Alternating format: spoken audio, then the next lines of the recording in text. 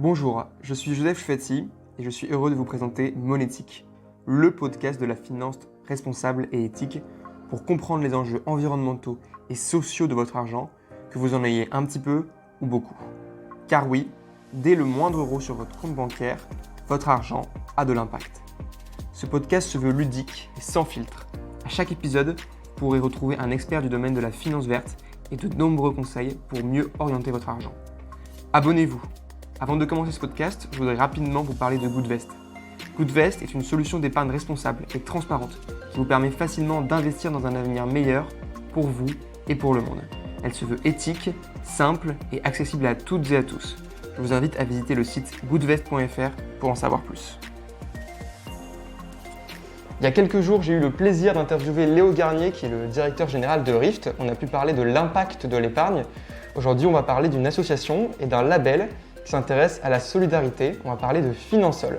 Créé en 1997, d'ailleurs, qui est mon année de naissance, son objectif est de distinguer les produits d'épargne solidaires des autres produits d'épargne pour le grand public. Donc je suis ravi d'accueillir pour ce nouvel épisode de Monétique Patrick Sapie, directeur général de Finansol. Bonjour Patrick, merci d'avoir accepté l'invitation. Comment vas-tu ?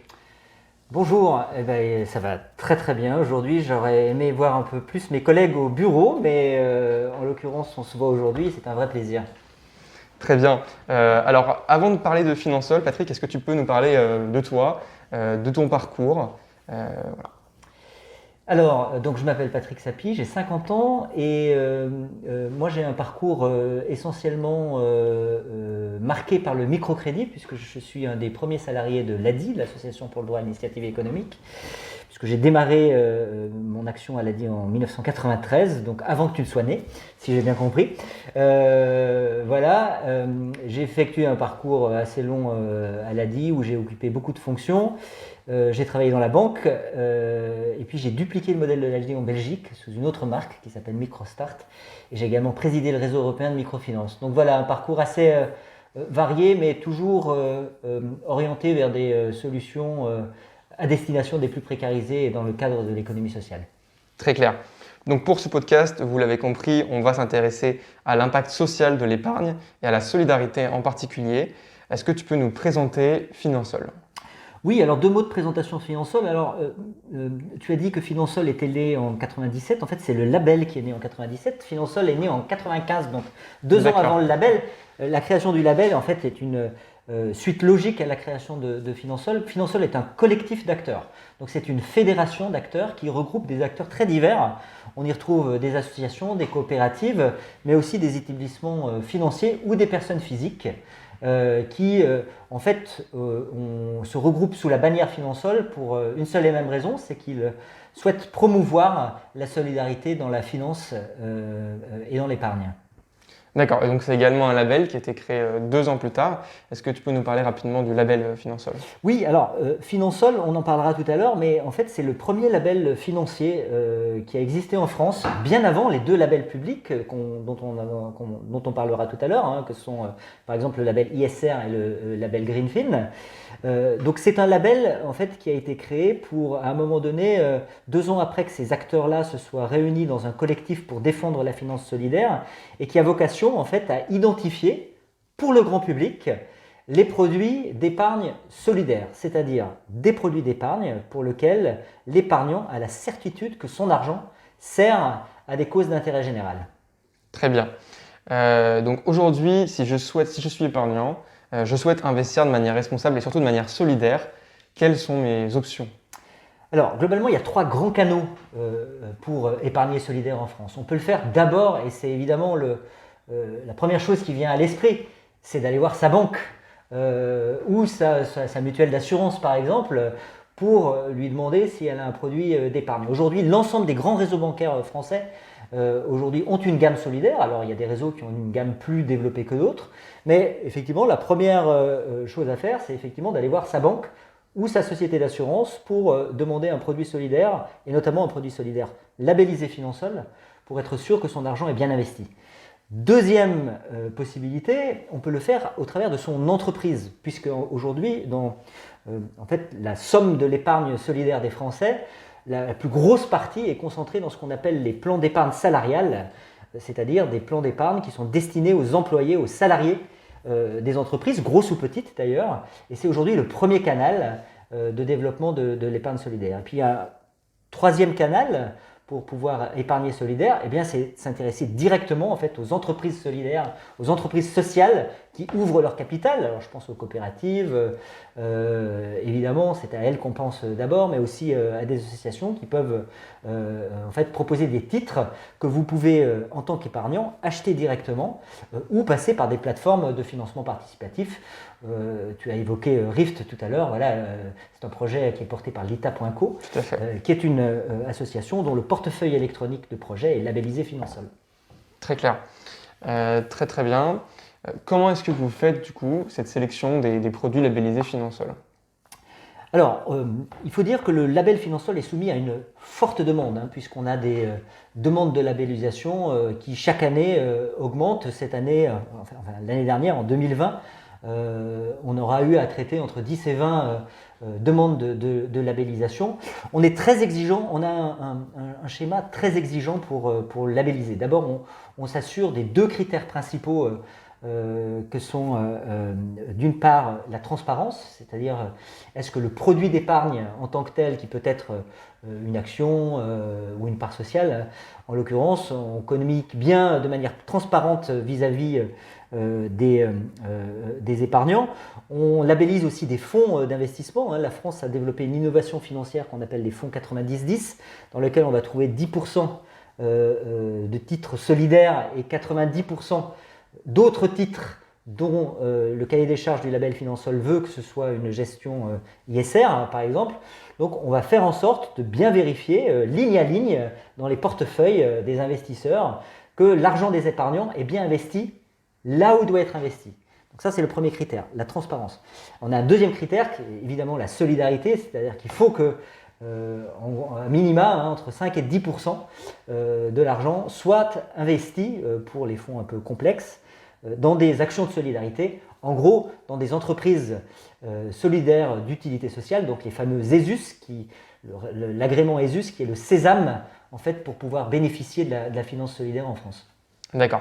D'ailleurs, justement, est-ce que tu peux nous donner un exemple d'association ou alors d'entreprise ESUS qui peut être financée dans le cadre de ces fonds 90-10 ? Oui, alors il y en a beaucoup. Aujourd'hui, comme je le disais, on est dans le cadre d'une forte demande de la part de beaucoup d'organisations qui souhaitent pouvoir bénéficier de l'épargne solidaire. Juste pour donner un chiffre, aujourd'hui, la somme disponible d'épargne solidaire en France des Français, c'est un peu plus de 15 milliards d'euros. Alors 15 milliards d'euros, ça peut faire rêver, c'est un chiffre important, mais il faut savoir que c'est une goutte d'eau. Par rapport aux 5 500 milliards d'épargne. Dans l'épargne financière des Français, c'est un peu plus de 5 000 milliards, effectivement, c'est à peu près 0,3%. Donc la croissance est rapide, mais on a quand même de fortes marges de progression. Donc pour donner en fait quelques exemples classiques pour lesquels l'épargne solidaire se développe, vous avez des associations, par exemple, comme Habitat et Humanisme, qui construisent des logements à destination des personnes les plus isolées ou les plus précarisées, et en gros qui fait chaque année en fait auprès des particuliers, parce que nous avons labellisé les parts de la foncière Finansol, qui arrivent à collecter plus de 8 millions d'euros en une seule année pour pouvoir développer ces programmes. On a évidemment des associations plus petites, je pense à Village Vivant, je pense à d'autres associations actives comme de Terre de Liens qui travaillent plutôt sur tout ce qui est agriculture. Vous avez des habitats partagés. En fait, vous avez plein de domaines d'activité qui sont financés aujourd'hui par la finance solidaire, des activités sociales, mais aussi beaucoup et de plus en plus d'activités qui travaillent sur la transition écologique. D'accord, très bien, très clair. Il y a un autre point aussi que j'aimerais développer, en plus des fonds 90-10, c'est l'épargne de partage. Est-ce que tu peux nous expliquer de quoi il s'agit ? Oui, alors l'épargne de partage, on a toujours tendance à dire que c'est la forme primitive de l'épargne solidaire. En fait, c'est vrai que l'épargne de partage, c'est souvent le premier produit en fait, qui a été imaginé pour structurer la finance solidaire. Les fonds 90-10 auxquels tu fais allusion, ils sont arrivés bien après. L'épargne de partage, elle repose sur un principe simple, c'est-à-dire qu'on peut épargner sur un support classique. Par exemple, tout le monde connaît le livret d'épargne. Alors, on parle du livret A, mais il y a des livrets d'épargne, par exemple, comme le livret de développement durable et solidaire, qui est devenu, depuis le mois d'octobre 2020, un livret de partage, c'est-à-dire un produit où l'épargnant va partager en fait, la rémunération de son épargne en donnant cet argent pour une association qu'il va choisir lui-même ou pour un secteur d'activité qu'il privilégie. Ça, c'est le cas pour tous les livrets de développement durable? Alors aujourd'hui, effectivement, tous les livrets de développement durable et solidaire, et c'est une grande victoire de Finansol, puisque avant en fait, la généralisation de la fonction partage des livrets des LDDS, des livrets de développement durable et solidaire, Finansol s'adressait, allez, on estime à entre 1 million et 2 millions d'épargnants solidaires. Avec le LDDS, Finansol va pouvoir s'adresser à plus de 20 millions, 25 millions de Français qui sont détenteurs de ce LDDS. Ils ne sont pas labellisés Finansol. Par contre, ils ont toutes les caractéristiques d'un produit d'épargne solidaire, puisque on peut abandonner une partie de sa rémunération et même une partie, on peut donner une partie de son capital, son livret, à une association de son choix dont la liste est proposée par l'établissement financier. Très clair. Et donc là, ça va se mettre en place, c'est déjà mis en place, ça, de pouvoir choisir sur son compte bancaire l'association? C'est en place depuis le 1er octobre 2020. D'accord, ok, très clair. Donc, contrairement au label ISR et Greenfield, le label Finansol n'est pas encore reconnu par l'État. Est-ce que c'est un choix? Est-ce que c'est un objectif? En fait, c'est un choix qui correspond à la structuration du secteur. Alors, comme je le disais tout à l'heure, le label Finansol est un des premiers labels financiers qui a été inventé en France, et c'est un label effectivement privé, contrairement au label ISR et Greenfield qui sont des labels publics. Alors, je vais loin de moi de critiquer ces labels qui font un travail formidable. Je pense notamment au label ISR qui a une croissance absolument incroyable ces dernières années et cette croissance veut bien dire finalement qu'on est sur une tendance de fond en matière d'épargne. Petite différence entre le label ISR et le label Finansol, en dehors du fait que l'un est un label public et l'autre est un label privé. Le label ISR s'intéresse essentiellement à des entreprises cotées sur un marché.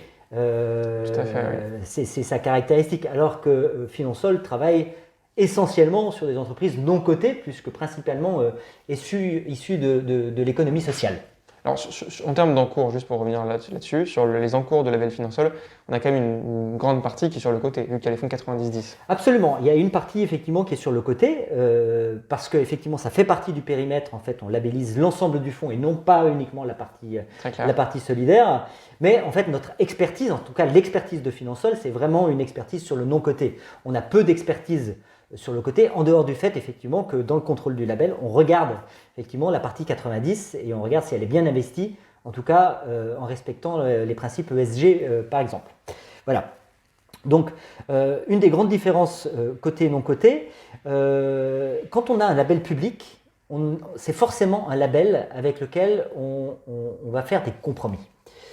C'est en fait le principe de l'action politique quand même, et en tout cas pour ce qui est des labels, c'est qu'on va faire des compromis, alors que le label Finansol, il s'est construit par les acteurs du secteur. Ce qui est un peu différent en fait du label ISR, c'est que en fait, ce sont les acteurs eux-mêmes, en fait les pairs, qui se sont organisés entre eux et qui ont bâti un label avec des niveaux d'exigence qui sont, pour ce qui est du solidaire, particulièrement élevés. On dit souvent, en tout cas c'est quelque chose que j'aime à répéter, qu'en fait la finance solidaire c'est la partie sans doute la plus exigeante de la finance à impact, voilà, qui est l'ensemble plus large au sein duquel la finance solidaire se reconnaît. C'est-à-dire que la finance solidaire fait partie de la finance à impact, elle en est le pionnier, l'ancêtre en quelque sorte, puisqu'elle a été inventée au début des années 80, notamment par les acteurs de la solidarité internationale. Mais effectivement, c'est un label qui repose sur beaucoup d'exigences, peu de compromis finalement, et ce qui fait qu'en fait c'est un label apprécié, parce que les critères sont très simples Et globalement, on n'a pas travaillé sur des questions de compromis avec la puissance publique, par exemple. Très clair. D'ailleurs, un point important, c'est qu'on peut cumuler ces labels. Par exemple, chez Goodvest, on a un fonds qui est sur l'emploi et la solidarité, qui est un fonds Mirova, qui est à la fois labellisé ISR et Finansol. Donc c'est possible de cumuler ces labels. Absolument. Et il y a un troisième label public qui vient de sortir dans le cadre de la crise Covid, qui est le label France Relance, et pour lequel, effectivement, on peut aussi avoir un troisième label. Alors, à un moment donné, il faudra faire un peu de ménage dans la jungle des labels parce qu'ils se multiplient. Voilà, et effectivement, il faudra de toute façon, c'est un point d'attention pour moi, garder une attention de lisibilité pour le grand public sur les labels. Et au-delà de ça, il y a des labels qui sont étrangers, le label allemand, on a également un label européen qui est en cours de construction, donc c'est vrai que la jungle va devenir de plus en plus dense. Absolument, d'où en fait le niveau d'exigence et en fait il ne faut pas baisser la garde sur ce point. Tout à fait. Alors, l'épargne écologique, on en a beaucoup parlé chez Goodvest, on en a parlé également avec Anne-Catherine Husson-Traoré, a tendance à surperformer les investissements plutôt traditionnels dans la majorité des cas sur les dernières années. Est-ce que c'est également le cas de la finance solidaire ? Alors, petit effet de malice, j'imagine que tu me parles de la performance financière. Et bien sûr, je parle de la on a parlé de la performance extra-financière pendant le reste du podcast. Non, donc, j'ai petit effet de malice parce que souvent on me dit tu as raison. Est-ce que c'est plus performant? En quoi? Alors, en tout cas, c'est pas moins performant. C'est ce que je voudrais dire, c'est que souvent, le parti pris, c'est de dire c'est moins performant. Non, pas du tout. Quand on compare par exemple la performance des produits d'épargne solidaire, ils font bien plus par exemple que le monétaire qui a une performance négative. Ah, évidemment. Évidemment. Non, mais c'est bien de le dire quand même. Et en gros, on a des performances qui sont généralement supérieures au taux des livrets, dont on sait que c'est une forme d'épargne, en tout cas cette année, privilégiée par beaucoup de Français parce que c'est une épargne disponible. Et on sait très bien aussi qu'il faut développer les capacités et l'éducation financière des Français sur l'épargne d'investissement, en l'occurrence sur lequel on sait qu'on a des concitoyens qui sont plus timorés sur ces questions-là. En tout cas, on sait que les niveaux de rendement financier, et c'est bien de ça dont je parle, sont en gros supérieurs au montant du livret. Et puis, on a évidemment des fonds qui surperforment ces livrets-là. Par contre, effectivement, on a en plus de la performance sociale, c'est ce que j'ai aussi à dire, c'est qu'on travaille avec des organisations qui ont une habitude en fait, de mesurer leur impact et de produire des éléments chiffrés indiscutables sur leur performance. C'est d'ailleurs un des éléments sur lequel Finansol travaille avec la communauté des financeurs solidaires pour développer les bonnes pratiques en matière de mesure d'impact pour les financiers. La mesure d'impact est un sujet très large qui intéresse d'autres acteurs au-delà de ceux simplement du monde financier, mais nous travaillons avec les financiers pour mettre en place et améliorer nos pratiques en matière de mesure d'impact de façon à ce que ce soit un effet avéré des politiques d'investissement que les financeurs solidaires choisissent. Très clair. Pour clôturer ce podcast, on va passer sur une partie un peu plus personnelle qu'on aime bien chez Monétique. Quelle est ta bonne dernière action écologique ou solidaire ?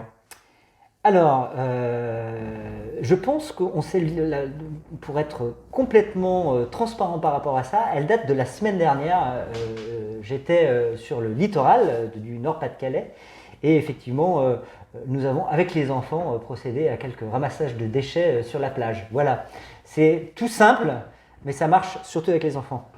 Mais d'ailleurs, j'en profite pour faire une dédicace à Clean Walk qui sont incubés avec nous à HEC, qui sont spécialisés là-dedans. Et n'hésitez pas à aller regarder leur site si ça vous intéresse, les ramassages. Et sinon, qu'est-ce que tu peux améliorer sur le plan personnel encore ? On a toujours des axes d'amélioration. Oh là là, j'aurais beaucoup de choses à améliorer sur le plan personnel. Enfin, il faut savoir que moi, je suis un féru de technologie, donc en fait, j'ai beaucoup d'écrans autour de moi. Prendre sur Back Market ou les recycler. Voilà, et effectivement, il faut vraiment que je m'améliore de ce côté-là. D'accord, très bien. Est-ce que tu pourrais nous parler rapidement donc tu nous as parlé tout à l'heure d'association.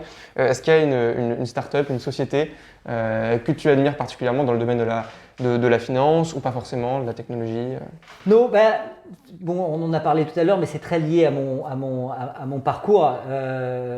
En l'occurrence, moi je trouve qu'en finance, les choses les plus simples sont toujours les plus efficaces. En l'occurrence, et c'est vrai qu'aujourd'hui, par exemple, le microcrédit se développe beaucoup. Alors, je ne sais pas si les podcasts, il est possible de faire ça en anglais, mais il existe en fait en Europe des organisations très actives en matière de microcrédit qui sont très innovantes. Je pense par exemple à une organisation néerlandaise qui s'appelle Credits avec un Q, qui a développé un programme de microcrédit absolument innovant qui repose sur les nouvelles technologies, qui est destiné aux plus précarisés qui veulent créer ou développer une petite activité économique, qui gère ça comme une vraie start-up avec des enjeux financiers qui sont énormes, puisqu'ils décaissent en fait plusieurs millions d'euros par mois pour leur activité. Et je me dis que ce serait intéressant aussi pour donner un point de vue peut-être étranger. Alors je ne sais pas si le podcast il est en anglais. On ne fait pas encore en anglais parce que… Voilà, mais peut-être avec une traduction. Ouais. Mais en gros, faire venir des acteurs en dehors de nos écosystèmes traditionnels qu'on connaît bien en France, Ouais. et en gros se donner la possibilité de regarder ce qui se fait ailleurs, dans d'autres univers culturels, eh ben, je trouve que ce serait une excellente idée. Très clair. Et bon, du coup, on enchaîne directement sur la dernière question. Quel invité aimerais-tu voir prochainement dans Monétique, plutôt du coup un intervenant ou une intervenante française? Alors, j'avoue que je n'ai pas du tout réfléchi à cette question. Donc, là, en ce moment, là, tout de suite, il ne vient personne. Bon bah, c'est pas grave, on a d'autres invités de toute façon à venir. Merci beaucoup Patrick pour ton intervention sur Monétique et le podcast de la finance éthique. À bientôt. Au revoir. Merci d'avoir écouté cet épisode de Monétique, le podcast de la finance durable et éthique. Si l'épargne responsable vous intéresse, n'hésitez pas à visiter le site goodvest.fr. Vous pouvez retrouver Monétique sur goodvest.fr/monétique ainsi que sur les plateformes de streaming Spotify, Apple Podcast ou Deezer. Votre soutien compte, c'est ce qui nous permet de continuer. Donc abonnez-vous, notez le podcast 5 étoiles et partagez-le autour de vous. Enfin, ce podcast doit être collaboratif, alors envoyez-moi vos idées de sujets et d'invités à monétique@goodvest.fr. Nous revenons dans 2 semaines avec un nouvel épisode. À bientôt sur Monétique.